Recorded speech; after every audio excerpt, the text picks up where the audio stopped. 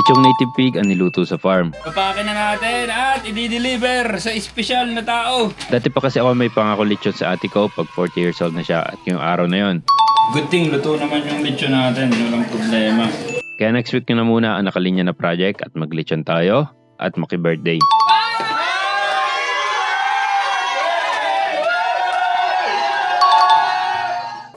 Maaga pa, nasa farm na ako para nga sa paglilechon ng native pig.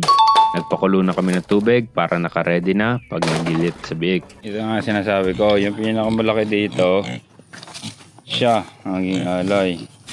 Parang hotdog ka naman, hindi ko mababoy eh. At siya na nga ang candidate. Buti na lang sapat na laki nito para mailechon. Kasarapan na yan. Nice one. Buti na lang nasa maliit na padak pa sila kaya hindi masyado mahirap.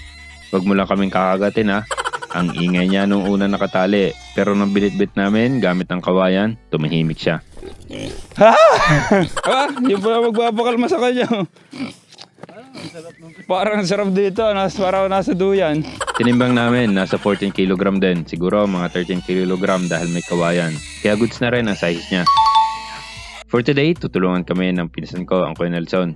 More on guide lang siya at kami talaga ang gagawa. For experience, di ba? Saka busy din kasi ang kuya. Sabi nga, there's always time for first time. Kasi importante na tama ang saksak sa baboy pero hindi sayang ang dugo. At ang pagkuluskos, may tamang diskarte daw. Hindi pwedeng sobrang init dahil hindi matatanggal ang itim na kulay niya. Matatanggal ang balahibo pero yung itim may hirapan ng matanggal. And we learned it the hard way. Maraming part na mali kami kaya ganun na nangyari. Sabihin niya naman, nagmagaling ako. May nakaschedule na sana kami maglilechon ngayon. Kaso ay may nakabook na din sila na schedule kaya naging hindi available. Kaya sige na, laban na. Pang sarili naman kako ito eh. Ang Kuya Nelson kasi ay busy kaya hindi rin maka full time na monitor sa amin. Kaya in-instruct kami at mamaya daw siya babalik pagtapos na magkulis. At alam nyo ba, inaabot kami ng mahigit 1 hour. At ang matindi, nakabalik na ang kuya, di pa kami tapos. Kaya siya na ang gumawa na paraan. Naging hindi pulido pero nilinis na lang namin at tinanggap ang katotohanan na hindi perfect ang balat. Katulad na sabi ko, masarili na naman eh. Basta safe kainin at masarap din naman. Gusto na yan. Ang kuya na rin ang nagbukas at tumulong sa amin pagtitimpla, pagtutuhog ng lechon. Sibuyas, bawang, paminta, asin, petsin at salayang nasa loob. Sa labas naman, pinahida ng sabaw ng buko. Nang okay na at okay na rin ang baga natin, dito na nagsimula magpaikot. Nakakatuwa lang, nung iniikot na, nagbukhang malaki ang baboy natin. Pag iikot naman, sa una, iikot lang yan ang iikot. Hintayin na pumula ang balat at matuyo. Bawal pang pahida ng mantika dahil yan ang nagpapakunat din ng balat. Kaya pag pula na, saka papahida ng mantika yung part lang na mapula. Huwag munang lahat ha. Gumawa lang ako ng pamahid na mahaba na salay ang nasa dulo. Added flavor din siguro. Habang iniikot, magluto na tayo at di pa nakakaalmusal. Lulutuin ng dinuguan, yan talaga ang combo. Kapag may lechon, may dinuguan. Kaya yan ay papakain natin sa mga andito. At habang nagluluking good ang ating dinuguan, nagluluking good na rin ang lechon natin. At ang final touch ng dinuguan,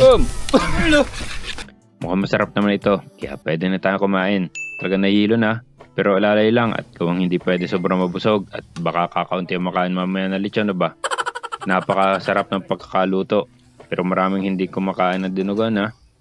Ito ang purpose ng pag-aalaga natin ng native pigs para may panglechon tayo sa mga okasyon.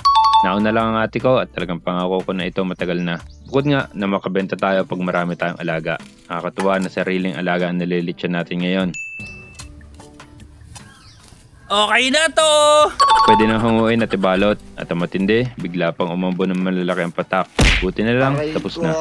Kaya pumasok kami sa farmhouse para doon ibalot ng tuluyan. Chick paper yan ha, para matibay. Tapos karton. Then alambre ang gamit namin na panali.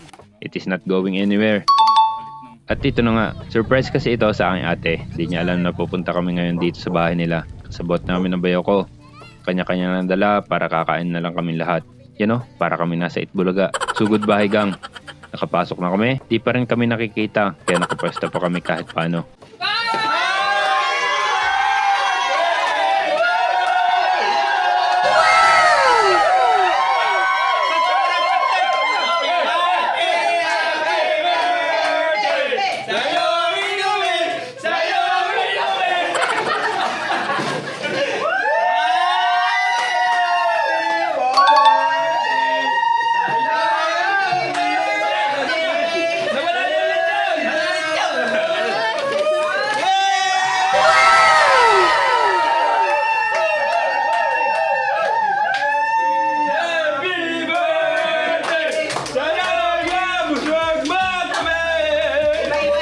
dala namin lahat. Handa, utensils, cake at gift.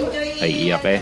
Siyempre, ako na rin ang nakatoka sa pagtatad. Good thing, luto naman. Good thing, luto naman yung lechon natin. Walang problema. At dahil nga ako ang tagatadtad, siyempre ako ang unang makakatikim. Di daw manguya ni Jay. Malutong naman, kaso medyo nasa side ng matigas. Pero nangunguya naman. Ayun na, nagkain na kami. Successful na lechon at successful na surprise. Yun lang, peace.